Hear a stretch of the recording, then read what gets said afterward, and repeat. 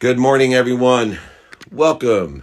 Welcome to the live. It's going to be a great day, and looking forward to seeing everyone. Make sure my volume's working correctly. It's been the only challenge I've had with Instagram. Let's see here. Turn it up there.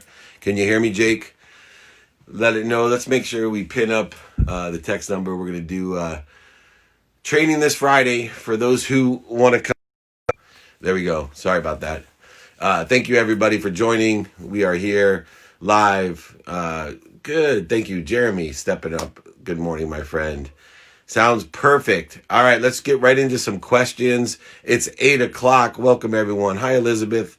Hope everything's good. Give me a question, Elizabeth. Go live with me. Let's see. We got tons of people lined up here. Let's see who's online. The Nordic Fish is online. Who the Nordic Fish is.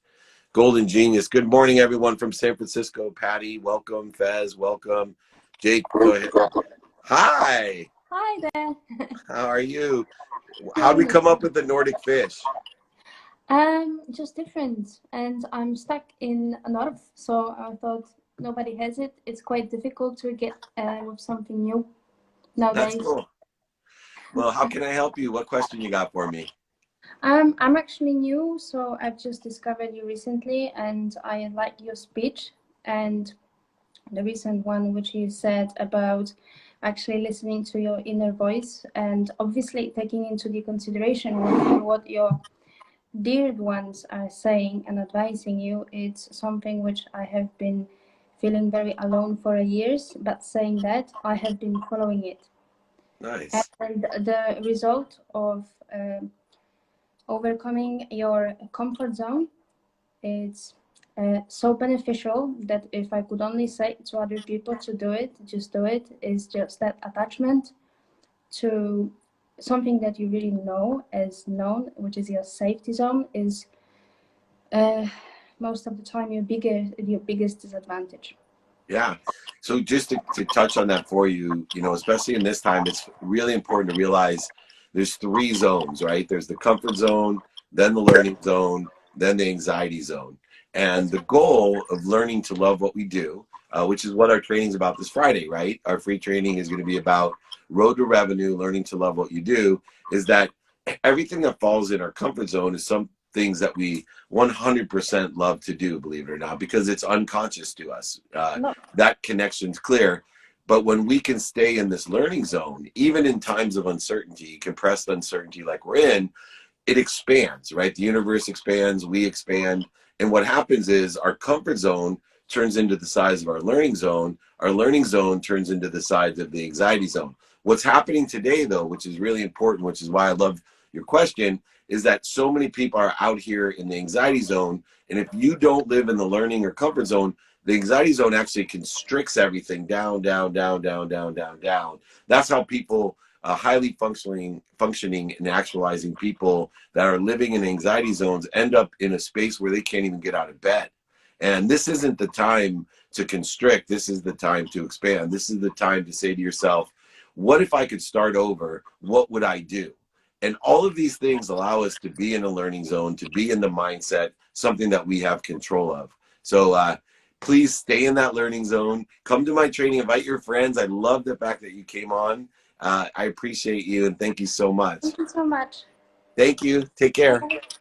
That's my Nordic friend, the Nordic Fish. What a great name. I love that. If you haven't registered or want your friends to register, go ahead, text me at 949-298-2905, Friday, 11 a.m. Pacific time. Free training for everyone. We're going to go over road to revenue, learning to love what you do all day long. All the activity you get paid for, all the activity you don't get paid for, we're going to teach you to learn to love that. How do you eliminate distractions that are an obstacle to your goal?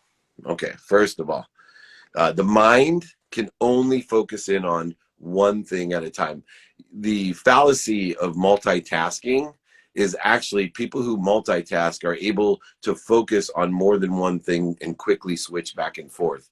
You cannot look at both, okay? So, I mean, you can't do both at one time. The mind doesn't work that way.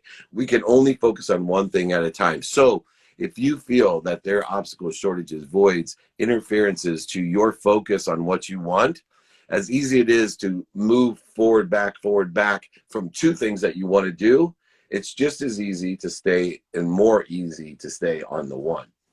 So what you want to do is practice, if you're moving in a direction, focusing in on the wall. When you're racing, you're going to hit the wall. So stay focused on what you want. And in order to do so, you need to know what you want. Why did you say we should not say sorry? How we apologize. Oh, all right. So I wanted to catch that one. I learned a great lesson that we shouldn't say sorry. We should say thank you. Sorry is a lower vibrating energy. It creates interferences, voids, and guilt, right? Guilt is an ego-based emotion. It causes separation. It causes interference and corrosion to being in spirit. So if we utilize gratitude, and instead of saying, hey, sorry, I'm late, but instead say, thank you for your patience. Thank you for your understanding. Thank you for allowing me to try that. Thank you for the lesson. All of these are much better ways of having and creating better energy for you when we have and make and teach ourselves lessons. I see ego there from Patty in San Francisco. Ego's edging goodness out of your life, right? So it also drains the body's core power. Yep, all things that interfere with the greatest source of power and light and lessons and love that we have will suck it dry. Even fear is the biggest soul sucker there is. Ray, positive vibes to you as well. Drew Boy has a question. Let's go live again with somebody. Hold on one second. I'm trying to get these things done right. Oh, here we go. Righty. Welcome, everybody. Let's see here. Getting the golden genius from Kenya even. How are you? Drew Boy, how do you make that jump when you have done all the thinking and strategizing? Yeah, I will tell you in a second if we don't join here. Hello. Hello, yeah. Good day. Good Good day. day. What's your question, my friend? Yeah, well, you already did well to answer my question, and I was the one that asked you the question about the sorry thing. Perfect. Well, to that Did you matter, get I that? think Did you? understanding gratitude is a cure, along with forgiveness, accountability. Those are all the three things that are kind of the Mr. Clean of the connection to inspiration. So any framing of what you think, say, or do, anytime you frame it in that manner, you're able to clear the connection and be more inspired. All right. Thank you, my Thank you friend. I very much. appreciate it. Kudos to you. Thank you. I answered this question on here before. Sorry. So thank you for listening to the podcast. If you haven't heard the playbook, we are blessed to have one of the top entrepreneurial and inspirational podcasts out there. The playbook, you can catch it everywhere. YouTube, Apple, Google, doesn't matter. Entrepreneur, check it out. Let's go ahead and check another question. We are flying today. Let's keep them coming. Remember Friday, this is kind of cool. Can you talk a bit about making a quantum leap? Yeah, I call it a quantum shift. So people out there, when you talk about quantum, I have real trouble like with manifestation, quantum, meditation, all these different things.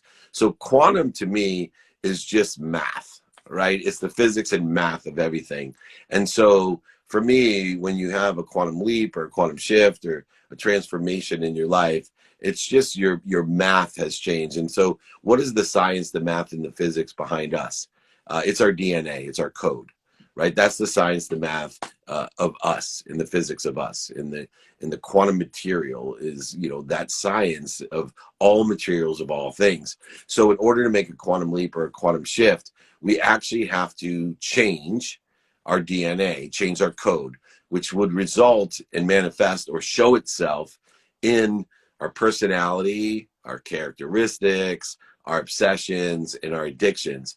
In order to shift or create a quantum leap or a quantum change or, physics, math, and science behind what we do, this is how we do it. We enjoy the consistent, everyday, persistent, without quit pursuit of our potential. What does that mean?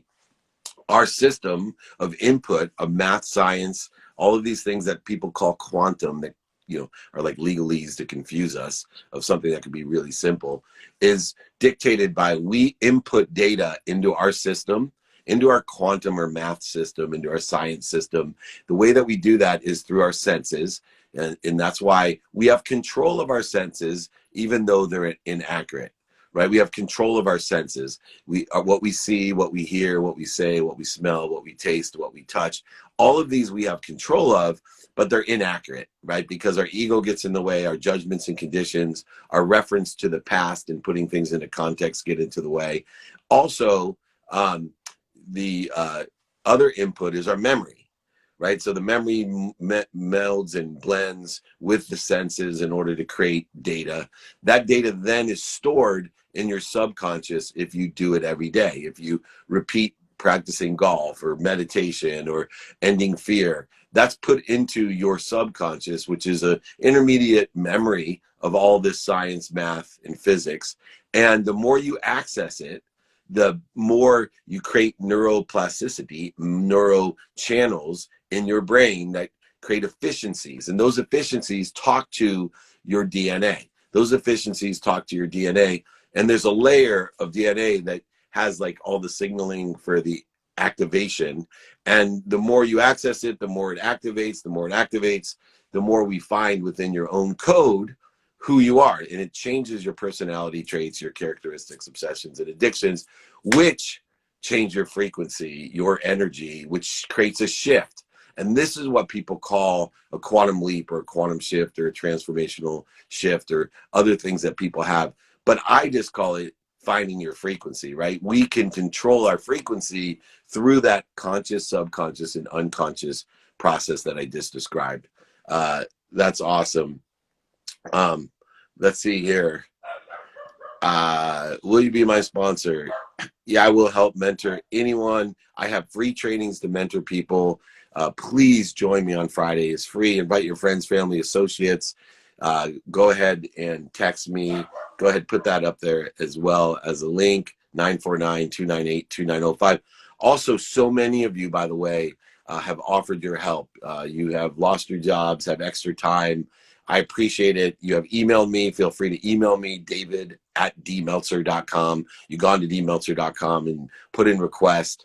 I'm more than happy to provide shadowing, things that you could do for other people.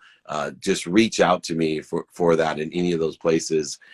If we can go ahead and pin up the text number there or david@dmeltzer.com. Please, everybody, join me. We are on our way here. Let's see here, get another question in. How do you pick your mentors in certain areas? So many people out there claiming expertise. Thank you, Elizabeth. You should always have at least 3 mentors in your life, people that sit in a situation that you want to be in. So it's easy to validate that, okay? So if you're looking for that person, so I'm looking for a chef that, I want to learn and have a mentor in, how to cook pastries. Look, I just Google and find the experts out there, and I reach out and I ask for help saying, hey, I've got some time I've never thought I had. I've taken inventory in my personal experiential giving and receiving values. I need a mentor. Would you mind spending 10 minutes a day teaching me or sending me documentation, or do you have a program, whatever it may be? But, validating mentors and asking for mentorship is specifically by the situation, by the capabilities that you want that are synergistic or supplementary to that mentor. And if you have any or need any help for that, just reach out to me. I'll help you find that mentor as well. And more than happy, like I said, in a variety of ways to help people. If you do reach out, please just thank you for your patience. I'm doing everything myself. I get a few people that don't believe that, and then when they're waiting, they start believing it, because it takes me a day or two sometimes through all the different things to get back to you and for you. But thank you so much. Getting closer. Let's get one more question in and then go live with someone. I have a slight learning disability. I tend to focus on many things at once, but I never finish. How can I combat this? Okay, just to remind you, you don't have a disability. You have a superpower. People that have trouble focusing have a superpower. It means they're capable of moving their focus in and out, in and out, and in and out. So what we want to practice is utilizing, taking that, what you consider a weakness, moving it so it becomes a strength. So since you know you have a superpower of moving your focus, well, now let's practice moving your focus back. So instead of going from one thing to another, shiny light, shiny light, shiny light, go shiny light, oops, shiny light, nope, shiny light, and stay and practice. The more that you practice, the more we use the senses, the more we use the subconscious, the more it goes into our conscious, so unconscious competency and becomes our personality trait. But you do not have a disability. You have a superpower. Okay, if anybody out there thinks they have weaknesses, just move them and they'll become strength. So use your time to focus in on how to move my weakness and make it a change. Hey, we got the famous Mickey James on here. Let's go ahead and go live with Mickey. I'm so blessed to have Mickey James in the house. Hopefully at the Mickey James. Thank you, Jakey.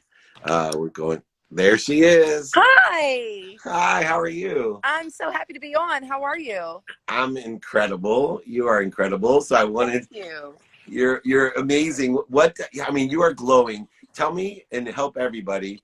When I get people on, the energy just comes.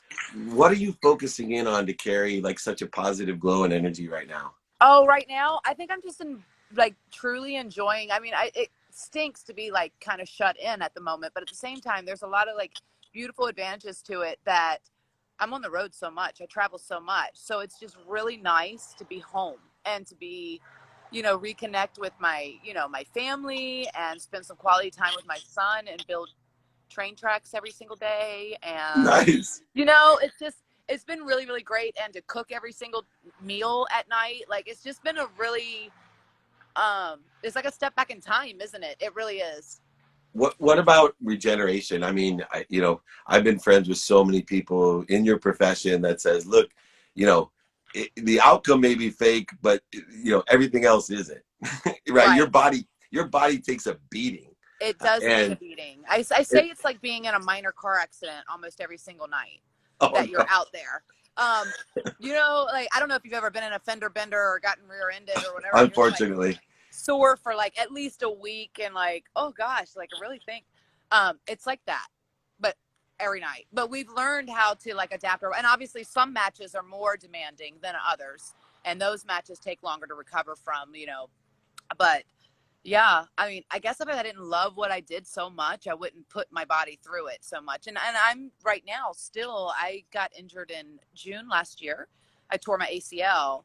And so I went to Dr. Dugas in Birmingham, Dr. Andrews' office, and had my reconstructive surgery and started my rehab there. And I've been rehabbing back here in Virginia. And I'm pretty close to being cleared, but that's taken me almost 9 months of full physical therapy to get, to perform normal activities and to go to the gym again and to go ride my horses or play with my son. I'm okay. But to get back into the ring and, those pivots and turns and all that stuff that your ACL is so, much needed for.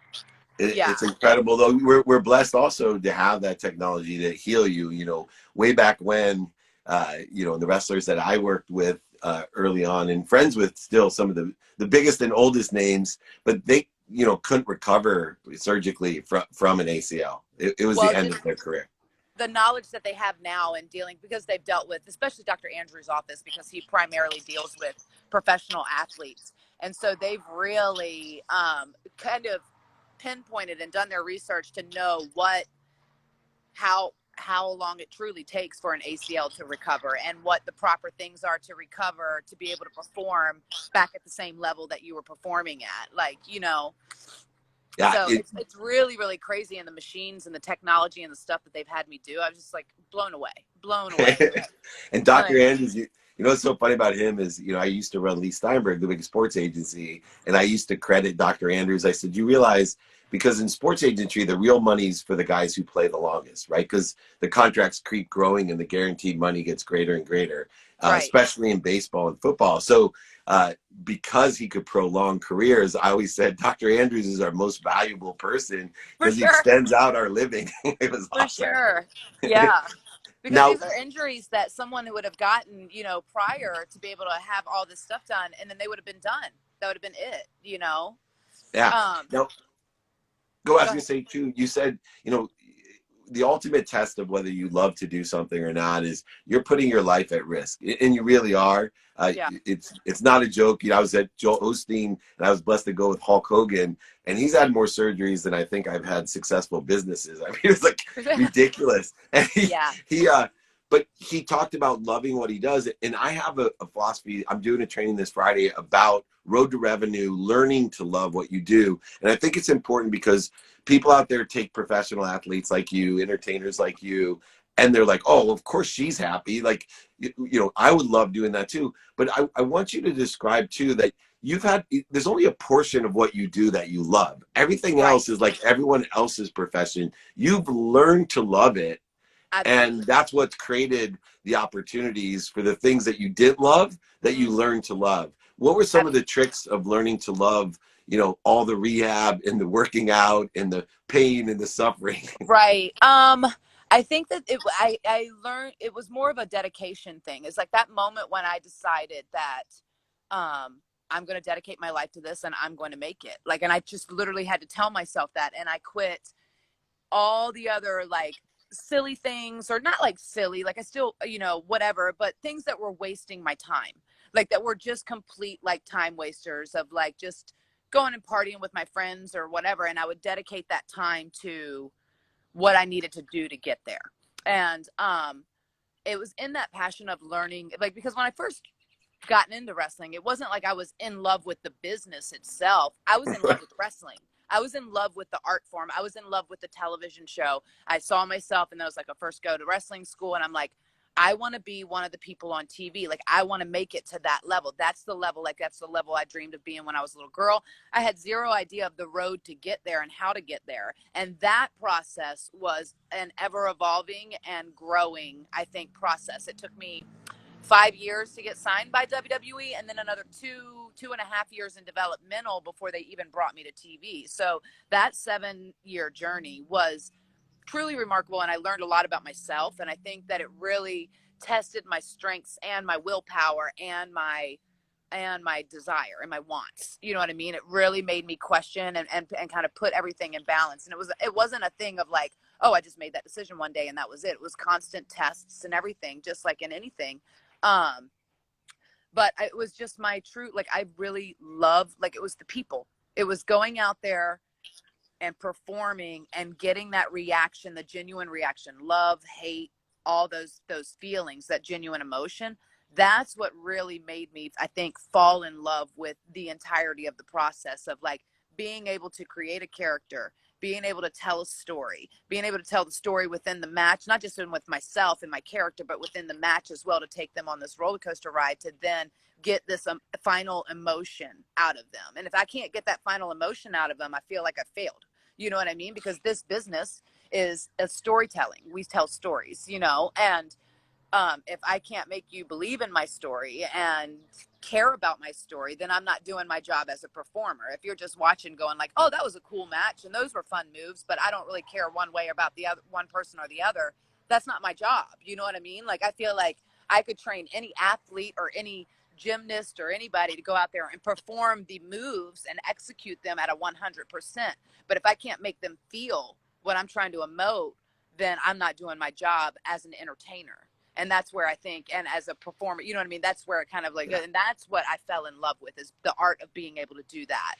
And it's really important, though. You said, you know, you watched it on TV, and back then women weren't as prominent. And No. Here you are, one of the best ever, and just an incredible athlete and personality, which is key. You're You so know, I have sweet. three daughters.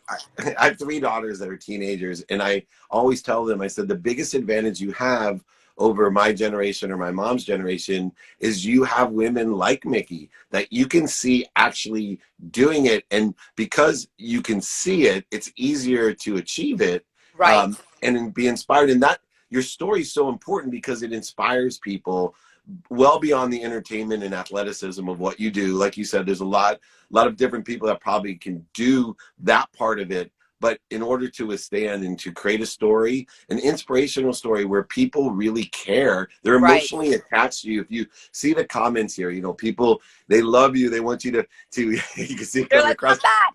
I am Yeah, they coming want back. you I promise. wish This you whole thing birthday is from, wishes. yeah. But you change lives. You change lives. And, the funnest thing about this social media side of things for me, after representing people like you my entire career, mostly football, baseball, and boxing, but, the impact that you can have now, even, middle-aged sports agent, book writer, inspirational speaker can come on. And there are young people that want to get jobs in sports, and Right. they look to you, they look to me, they look to other people for that story. And do you now see past, the whole wrestling thing, and you are a brand, you are a story that will have a legacy. What do you want that story and legacy to be even after you're done? I think that I just hope that I help people and that I would change the business for the good, and helped like provide a platform for people who were like me, who came from, you know, a little town outside of Richmond, Virginia that nobody thought would ever, do anything. And then I've just been very blessed and fortunate to have the people to help guide me. And so I've been, if I can help guide someone else, then that's the way, we always say you want to leave the business better than you found it. And so Yeah. I just hope that I have done that. And I think that, you're right. Like when I first started, there weren't a whole lot of women wrestling or trying to be in the industry that I was. And if they weren't training for a wrestler's position. They were training for a valet or a manager or something like that. And so I didn't have as many female mentors aside from the ones that I idolized and looked up to on television. I didn't have a lot of females in my circle to be able to lean to and ask. And I was very, when I would have someone like a Malaya Husaka or Alexi Fife at my time, like those were the girls who like really, helped the women on the like underling levels all the way, and then I was fortunate to have Amy Lita to help me a lot. But now the business, because of all these doors that these women prior, the Sherry Martells, the Litas, the Trishas, I guess I could include myself in that list, but because of this foundation that we've built, that the arena is so vast and there's so many incredible female talent out there, and there's so many opportunities that we weren't getting 10 years ago. And if you would have told me 10 years ago that the women's match would have been the headline of WrestleMania, I would have laughed at you in your face. And not because I didn't believe it possible, but in 10 years, I'm like, it's always been a male dominated business. There's always been one female match on the card. It was one female championship match, usually a novelty match or whatever. And that was it. Yeah. And there was 7 other male matches on the card. And there's been male tag team champions and universal, all these intercontinental championships, but there's only ever been one female championship. And now we have SmackDown, the Raw, we have the NXT, we have the tag team championship. We brought that back, and it's just like, that's given because they realize there's too much talent out there for them to be fighting for one belt, and it's not fair across the board. And we have so much branding now, and that's the beautiful thing too, is because our platform has grown with the network and stuff, that we're branching out and been able to create all these other little niche products for the people, for the NXT and NXT UK perhaps, before they come to WWE TV. And you just know, so and then there's other avenues where someone in our industry now, if you're just breaking in, there's a lot more opportunities for you to cultivate and create your own separate little thing and be profitable. Whether you make it to our television product or not, you can still be successful and make a living. And that's awesome, because that wasn't even a thing. It was always a struggle until you made it big time. And it's still true in all sports, right? I mean, it's a multi-billion-dollar industry. And one of the things that you said that was interesting is you're not an overnight success. There is no such thing. People stay consistent with it. But you're your own chief betterment officer, and people will laugh at you. They'll scoff at you. They'll make fun of you, and then they'll applaud you. And if we don't have people that are willing to be laughed at, made fun of, scoffed at, if you start voting for what other people want for you, you're going to end up not only resenting those people, but never achieving anything great. And it takes people like you to have that vision. And I'm sure, not everybody applauded you along your way to get to where you are. You have to use those people, I think, as fuel. And don't get me wrong, I am not perfect by any means. You know what I mean? And I've certainly made my mistakes along the way. I've made a lot of them. But I think that is being able to look in the mirror too and hold yourself accountable. I think that is a big thing. And a lot of people, whether you're in my industry or, you know, you're a nurse or you're, you know, the guy next door that mows the lawns for the living, like everyone has to hold themselves accountable for their decisions in life. And that's good, bad, and indifferent. You know what I mean? And I've had to do that. And I've had to have those long looks in the mirror and go like, why did you do that? You're an idiot. You know what I mean? Like, and like really have that come into myself, like what is going on in here? You know, like we all have to do that and hold ourselves accountable and forgive ourselves. And I think that is the number one thing. And I had that conversation with a friend of mine, and they were like, and I don't know how it was like one of those super like deep religious conversations. We must've been drinking a little wine or whatever. And I was like, I think that at the end of the day, I think at the end of the day, when we come, it's like, it's a matter of forgiving ourselves. I think that's the hardest thing when we say, oh, you have to be forgiven. It's like, we have to forgive ourselves and let that go because it tortures our heart and it tortures our soul because we have that back, you know what I mean? So You're amazing. that's the end deal. I mean, if you can love yourself and forgive yourself for your good things and your bad things and all these little things in between, and be grateful for the opportunities and be grateful for the life that you've been blessed, and that's when you keep getting those blessings, you know. And you are giving blessings. Well, I always say you can't give what you don't have, and you might as well teach my class on Friday, because the 4 things I believe in is gratitude, forgiveness, accountability, and inspiration. And Mickey, you encompass all 4 of those. Oh, you're so sweet. I'm gonna come to your class. I will. I'll send you the invitation. Invite your Okay. friends and family. We'll see you on Friday. Thank you for joining me. Thank you so much, David. I appreciate it. I've been really looking forward to this. I'm so grateful. Thank you. You're awesome, Mickey. All right. The great Mickey James. Bye. Everyone, bye-bye. Bye. What a treat. That's awesome. Come and join Mickey and I on Friday. Look, when you see the greatest successes in all industries, it's amazing how they all fall onto gratitude, forgiveness, accountability, and inspiration. None of them were born into it. None of them are overnight successes. All of them have experienced pain and lessons. They're also humble. Do you see how humble Mickey was? That she just illuminates, look, I make tons of mistakes. I'm not perfect. And, you know, I reiterate that. I sign all my emails unconditionally as a potential of mine. But if I really would be honest, they would say hypocritically, because I'm still in the practice of ending fear. I'm in the practice of gratitude, the practice of forgiveness, the practice of accountability. Accountability to me is so important. Because it gives me control of my life. And right now there's so much uncertainty that if I take accountability for my mindset, for my senses and memory, for my feelings and my actions, if I take accountability and ask myself, what did I do to attract this to my life? And what am I supposed to learn from it?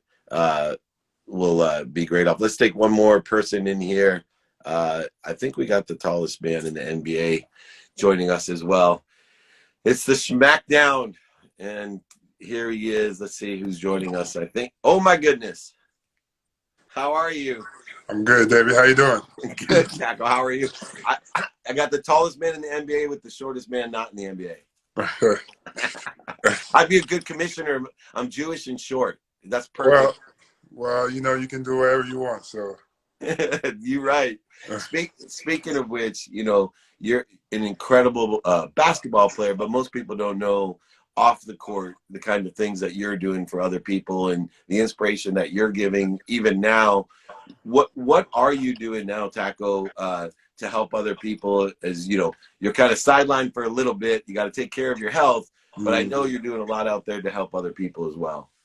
I mean, just try to talk to, you know, as many as possible to social media, putting out messages out there, making sure everyone is staying safe, you know, doing their part.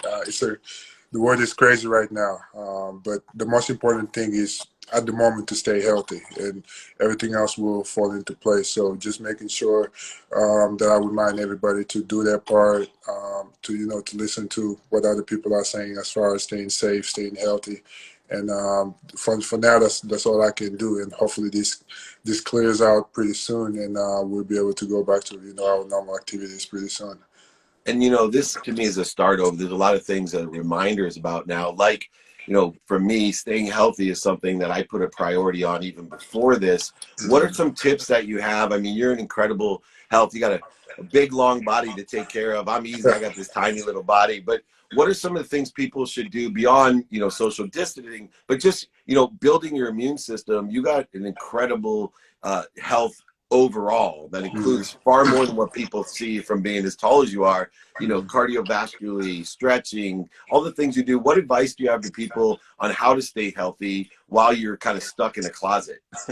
I mean, the most important thing I think is sleep. And especially right now, it's kind of, because you're not doing anything, it's kind of hard to follow a good sleeping schedule. You might stay up all night and then sleep during the day, and it all messes up your everything. So for me, sleep is, I think, the most important thing. And the first couple of days, even I struggle with it because you're so used to having a routine, and then that routine just all of a sudden is just interrupted. And the first couple of days, I kind of struggled with it, but then I had to remind myself that I need to take care of my body, and that's the most important thing. So I would say sleep is the biggest thing, and make sure you do everything else as far as washing your hands. Even if you're staying at home, you never know what you might be in contact with. So constantly wash your hands and and sleep. But I would say sleep is the most important one. Yeah, the only coach I always have, the only mentor I always keep is Dr. Meeta Singh. She's the sleep coach. She's a sleep doctor. Because I travel so much like you, I just don't have the physical exertion you do. But sleep to me is the quintessential thing. It's the number one habit that we all share, and we spend the most time doing it. I would think that you'd have trouble sleeping only because how the hell do you find a bed big enough for you? Well, I was able to get a custom bed, but I mean, you live. So I mean, I'm kind of used to it now. Yeah. I sleep in a way where it really doesn't matter what kind of bed I sleep in, because it's just I just kind of got used to it. But it can get tough. I have to sleep diagonal. But now, fortunately, I was able to find a bed that's big enough for me. Yeah. Well, I always say every strength is a weakness put into a different place, and every weakness is a strength. What are some of the challenges that you have just being that tall? A lot of people, I've dreamed of being tall, and it'll never happen for me. I bet you were about as tall as I'm 5'7". How old were you when you were 5'7"? Man, I don't even remember. Like 9, right? Maybe around that. Yeah. But I love sharing how people think that everything's perfect for everybody, determined of where they are. But being tall, I've been blessed to be around great athletes, and I love traveling with them because it reminds me what a luxury I have to be so small. Traveling obviously is one of them. What's another thing that's challenging for you because of your height? You touched on one. Traveling is definitely up there, especially with what I do now. We travel a lot. Fortunately, in the NBA, we fly private, but I spent a lot of time in the G League as well this year, where we flew commercial, and the Red Claws and the Celtics did a pretty good job of making sure they took care of me as far as flights and everything. But it definitely sometimes wasn't the most perfect situations. Flying, in those flights can be really tough, and just living because nothing is really made for people like me. Right. There's not a lot of people like me, so like cars, clothes, pretty much everything. But like I say, I kind of got used to it because it's just the life you live. You gotta adapt, and I think I did. One of the other things for corporations and entrepreneurs is teamwork. And the Celtics have such great chemistry and teamwork. How are you guys staying together through the isolation and everything that you're doing? What's some good tips to keep in touch with your teammates? We've been having video conferences pretty much every week, making sure we stay in touch with each other. We are a very close team. Every single one of us. I probably think that's my opinion. I think we got probably the closest locker room in the NBA, and every week we would stay on phone call, just check on each other. We may have a guest here and there come and talk to us.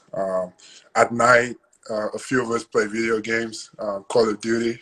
We just Yeah. just stay whenever we can, stay up, play some video games. So just those type of things. But we just making sure that just to check on each other and making sure everybody's okay. You gonna play some NBA 2K and be yourself? Well, I'm not.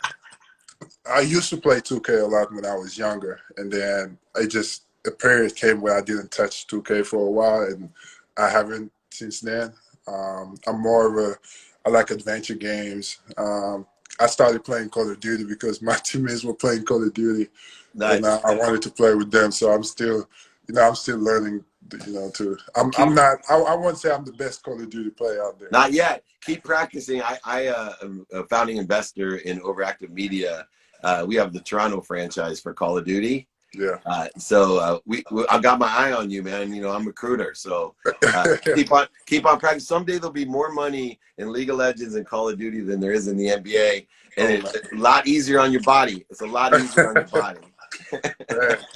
Well, but it's fun. It's fun. And we all have mics. We be talking.